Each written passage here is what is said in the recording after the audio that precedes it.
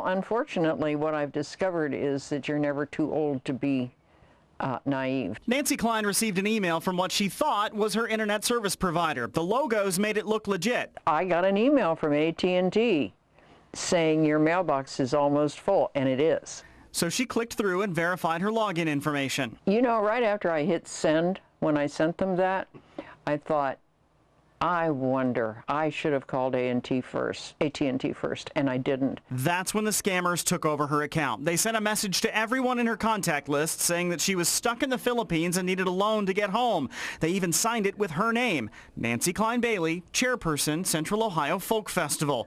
Then they wiped out her list so she couldn't warn anybody. This is very common. Ohio Attorney General Mike DeWine says exactly the same thing has happened to a personal friend of his, but there are always red flags that something isn't quite right. The grammar may be off, or you didn't know your friend was out of the country in the first place. If you could find them, and if you could prove it, you could get them. But most of these individuals are operating overseas. That's true in this case. When we checked the headers for the IP address, we found that it came from Lagos, Nigeria.